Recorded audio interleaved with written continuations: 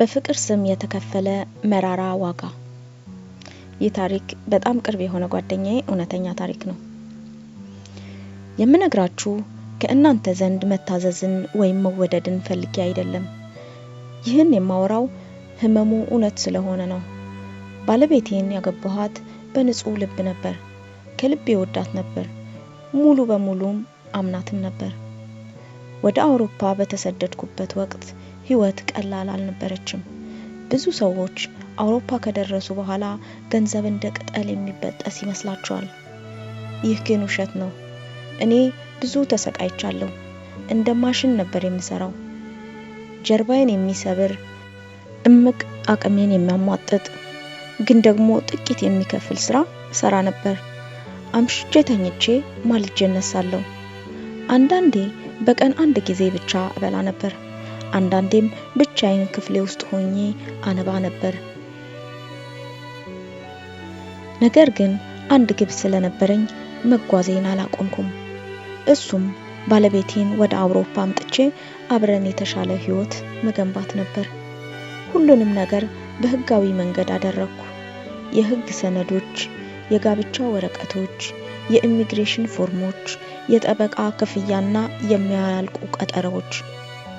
ያገኘሁትን ሳንቲም ሁሉ ለዚሁ ሂደት አውለው ነበር። እሷ እንድትመጣ ስል ራሴን ልብስ፣ መዝናናት እና ደስታን ነፍጌ ነበር። ቪዛዋ ሲፈቀድ ንጉስ እንደሆንኩ ተሰማኝ። በራሴ ኮራሁ። ባለቤቴ እየመጣች ነው ብዬ ለሁሉም ነገርኩ። ሰላምን፣ ፍቅርን፣ ቤተሰብንና እድገትን በምናብ ያየሁ።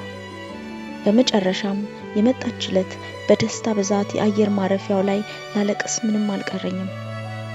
ሻንጣዋን እንደ ውድ ሀብት ተሸክሜ ወጣሁ። ከተማዋን አስጎበኘኋት። ይህ አዲስ ህይወታችን ነው አልኳት። ሁሉንም ነገር ሰጠኋት። ተቸግሬ የምከፍልበትን ቤት ሳይቀር ለእርሷ ሰጠሁ። ሁሉንም ነገር በጋራ ስም መዘገብኩ። ከጓደኞቼ ጋር አስተዋወቅኳት። እንድትለማመድም ረዳኋት። በገንዘብም በስሜትም ደገፍኳት። ነገር ግን ቀስ በቀስ ነገሮች ተቀየሩ። አውሮፓ ቀየራት። ከአገር ቤት ካገባኋት ሴት ፈጽሞ የተለየች ሆነች። ቀዝቃዛ ሆነች። ትዕቢተኛ ሆነች። የማላውቃት ሰው ሆነችብኝ። በቁጣ ማናገር ጀመረች። ሁሉም ነገር ያበሳጫት ጀመር። ስራዬ፣ ገንዘቤ፣ ዝምታዬ፣ ሌላው ቀርቶ አተነፋፈሴ እንኳን ሳይቀር ይረብሻት ነበር። ከሌሎች ወንዶች ጋር ታወዳድረኝና ምንም እያደረክ አይደለም ትለኝ ነበር። አውሮፓ አይኖቿን እንደከፈተላትና ከእኔ የተሻለ እንደሚገባት ነገረችኝ። ስለምወዳት ዝም አልኩ። ትዳር ማለት ትዕግስት እንደሆነ አሰብኩ። ጥረት ካደረኩ ነገሮች ወደ ቀድሞ ሁኔታቸው የሚመለሱ መሰለኝ። ነገር ግን አንድ ቀን ሁሉም ነገር አበቃ።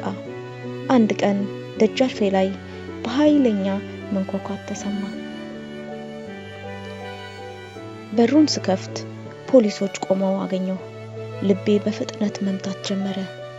ምን እየተካሄደ እንደሆነ አልገባኝም። ባለቤቴ ከኋላቸው ቆማ በጣም በረጋ መንፈስ ትመለከተኝ ነበር። እሷ እንደከሰሰችኝ ነገሩኝ። ደነገጥኩ። ለመናገር ሞከርኩ፣ ግን አንደበቴ ተሳሰረ። ይህ ሁሉ መከራ ያየሁላት ሴት እንዴት ይህንን ልታደርግብኝ ትችላለች? ጥቂት ልብሶቼን ይዤ ወዲያውኑ ከቤት እንደወጣ ተነገረኝ። ዳግመኛም እንደማልመለስ ተባለ። ያ ቤቴ የእኔ ነበር፣ የከፈልኩበት፣ ህይወቴን የገነባሁበት ቤት። ግን እንደ ወንጀለኛ ወጣው። እሷ ግን እዛው ቀረች። በእጄ ትንሽ ሻንጣ፣ በአይኖቼ ግን ሊፈሱ የማይችሉ የእንባ ዘለላዎች ይዤ ውጭ ቆምኩ። ከዚያ ቀን በኋላ ህይወቴ ምስቅልቅሉ ወጣ። በጓደኞቼ ቤት አደርኩ። አንዳንዴም ያለ ሰላም እተኛለሁ። ውርደት በየሄድኩበት ሁሉ ይከተለኝ ነበር። ሁኔታዎቼን ለሰዎች ማስረዳት ስለከበደኝ ወደ ሰው መደወልም አቆምኩ። ቀጥሎ የፍቺ ወረቀቶች መጡ። ያለምንም ውይይት፣ ያለምንም ይቅርታ፣ ያለምንም ምህረት። ብዙም ሳይቆይ የኢሚግሬሽን መስሪያ ቤት አነጋገረኝ። የመኖሪያ ፍቃዴ የተመሰረተው በትዳሬ ላይ ነበር። ትዳሩ ሲፈርስ የመኖር መብቴም አብሮ አበቃ። የለፋሁለት ነገር ሁሉ ፈራረሰ። እሷ አውሮፓ ቀረች፣ እኔ ግን ተባረርኩ። ወደ ሀገሬ የተመለስኩት ምንም ሳይኖረኝ ነው። ክብሬን እንኳን አጣሁ። ሰዎች አውሮፓ ነበርክ እኮ ይሉኛል። አውሮፓ እንዳጠፋችኝ አያውቁም። ህመሙ ባለቤቴን ማጣቴ ብቻ አልነበረም፣ ራሴንም ጭምር ማጣቴ እንጂ። እስከዛሬ ድረስ አንድ ጥያቄ ውስጤን ያቃጥለዋል። እሷን መውደዴ ትልቁ ስህተቴ ነበር? ለተጨማሪ መሰልነተኛ ታሪኮች ቻናሌን ሰብስክራይብ በማድረግ ቤተሰብ ይሁኑ። ለሌሎች እንዲደርስም ሼር እና ላይክ ማድረጎትን አይርሱ። አመሰግናለሁ።